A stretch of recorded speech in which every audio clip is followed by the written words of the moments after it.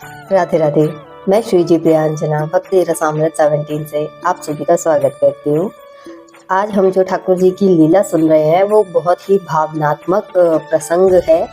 तो आशा है आप लोग भी उसे बड़े भाव से और श्रद्धा के साथ सुने, तभी आनंद आएगा लीला में और ठाकुर जी का स्वभाव कैसा है वो भी आप समझ पाएंगे।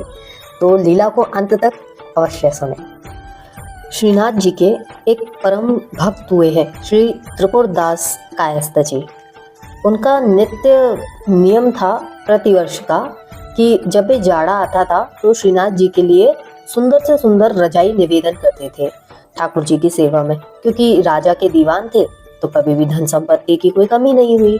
बहुत सुंदर सेवा किया करते थे। एक बार की बात है, राजा किसी कारण उनसे रुष्ट हो गया और उनकी जो सारी धन संपत्ति थी राजा ने छीन ली। अब उनके पास कुछ भी नहीं बचा था। अब होता क्या था कि प्रति वर्ष नियत समय पे ठाकुर जी श्रीनाथ जी के मंदिर से एक वैष्णव आते थे सेवा ले जाने के लिए। इस वर्ष भी वो वैष्णव नियत समय पे आए श्री त्रिपुरदास जी के घर। अब त्रिपुरदास जी की तो आर्थिक स्थिति इतनी अच्छी थी नहीं कि वो रजाई निवेदन कर सके, तो घर में ढूंढने लगे वो कि कहीं तो कुछ मिल जाए। मेरे पास तो कुछ भी नहीं है ठाकुर जी की सेवा में देने के लिए। तो कहीं कोने में जाके उन्हें एक चांदी की दबात मिली, जिसे लेकर वो बाजार गए। उसे बेचा तो बहुत थोड़ी सी उन्हें धन लक्ष्मी जी मिली, जिसे लेकर वो एक कपड़े वाले की दुकान पर गए और बहुत साधारण सा मोटा सा वस्त्र, उसका थान उन्होंने खरीदा, जो कि श्रीनाथ जी के उपयोग के लिए कहीं से कहीं तक ठीक नहीं था। तो लेकिन सेवा तो उन्हें निवेदन करनी थी। बहुत व्याकुल होकर उस थान को अपनी छाती से लगाकर और ठाकुर जी को याद करके रो रहे हैं, बड़े बिलक बिलक कर, और कह रहे हैं कि नाथ, इस बार तो मैं आपकी सेवा के योग्य रहा ही नहीं। मैं क्या निवेदन करूं, ये वस्त्र तो आपको निवेदन करने योग्य है ही नहीं। और बड़े सुंदर भाव उनके इस प्रकार रहे। सूरदास की लाज राखियो, सूरदास की लाज राखियो, अब को है रखवारी। इस तरह से उन्होंने प्रार्थना की, निवेदन किया श्री ठाकुर जी को कि जिस तरह आपने सूरदास जी की लाज राखी, द्रौपदी जी की लाज राखी, तो इस बार मेरी भी लाज राखना नाथ।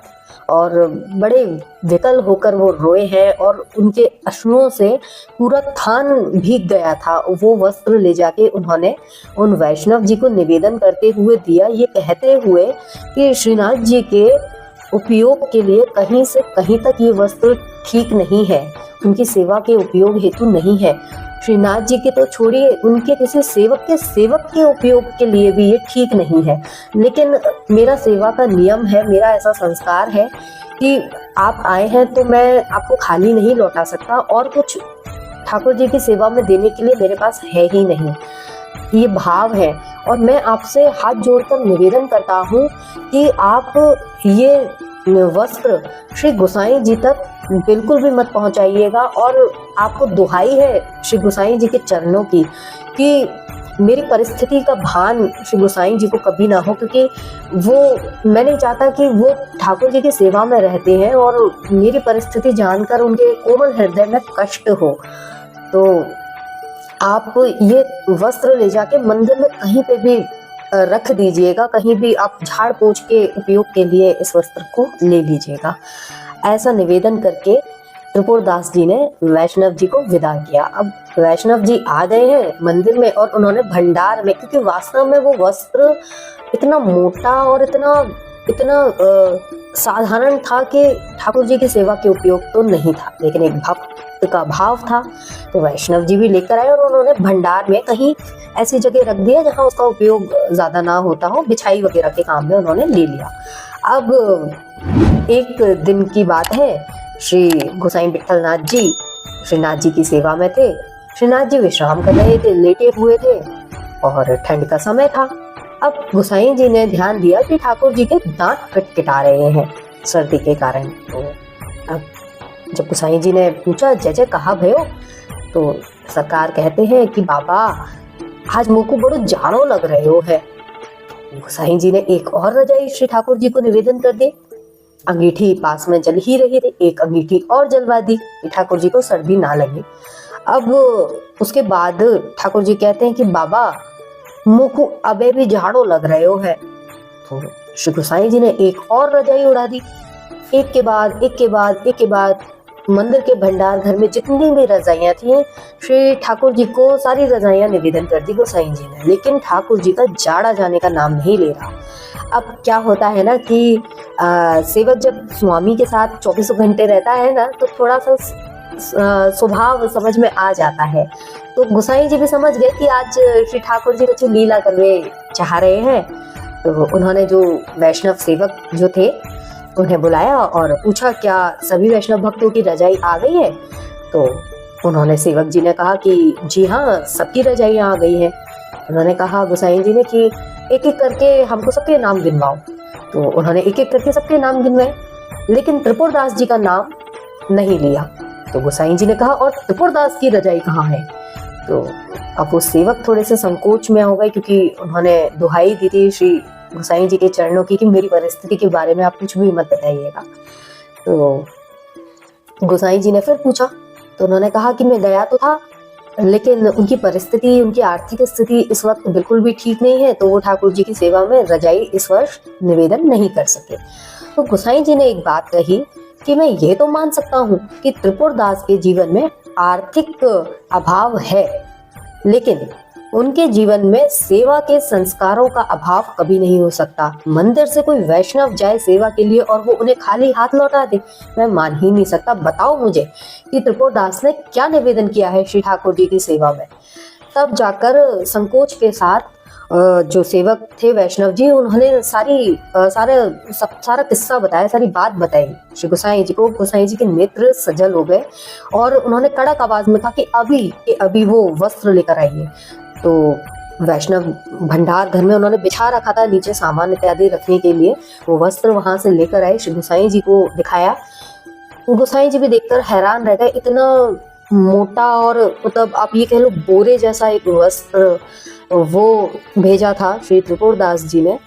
अब गोसाई जी ने कहा कि दर्जी को बुलाया जाए। देखिए दर्जी ना श्रीनाथ जी के मंदिर में हमेशा रहते हैं।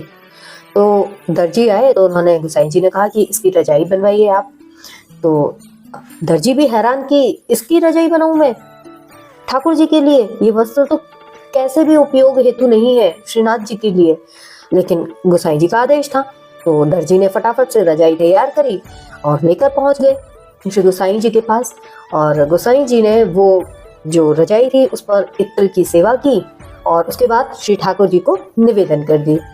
लेकिन ठाकुर जी को अभी भी जाड़ा लग रहा है। ठाकुर जी कह रहे हैं बाबा वो को अब भी जाड़ो लग रहे हो है।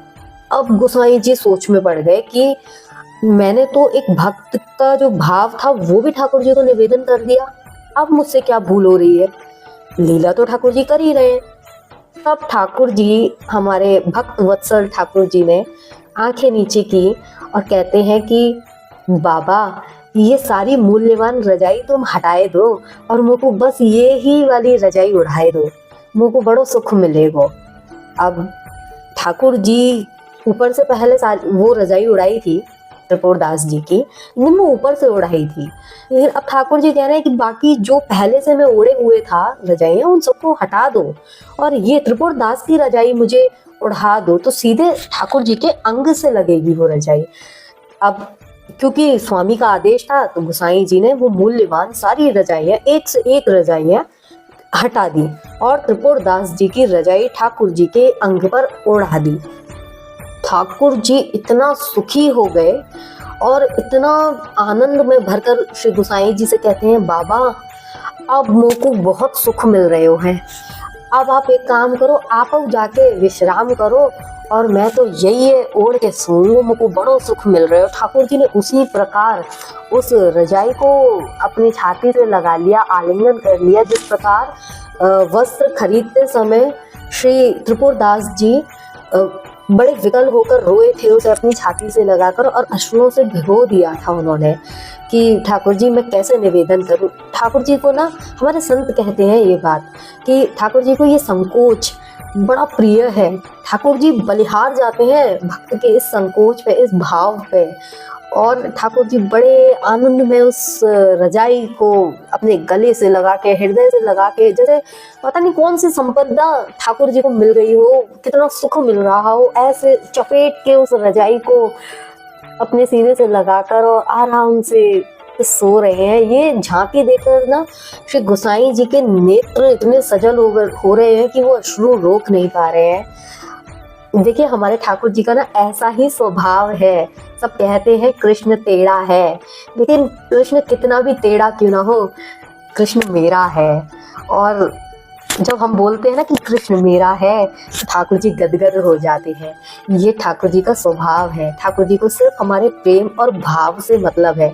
हमारी धन संपदा कोई कमी है ठाकुर जी को, हम क्या निवेदन करेंगे श्री ठाकुर जी को। तो ऐसे ही हैं हमारे श्री ठाकुर जी।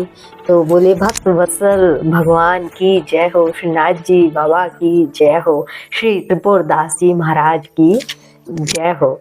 लीला यदि आप लोगों को पसंद आई हो तो वीडियो को लाइक ज़रूर कीजिएगा और अपने दोस्तों रिश्तेदारों के साथ भी शेयर कीजिएगा। और जो लोग चैनल पे नए हैं वो लोग चैनल को सब्सक्राइब करके बेल बटन ज़रूर दबा दीजिएगा, ताकि ऐसी ही अच्छी अच्छी लीलाएं ठाकुर जी की आपके पास पहुंच सके। तो फिलहाल के लिए राधे राधे।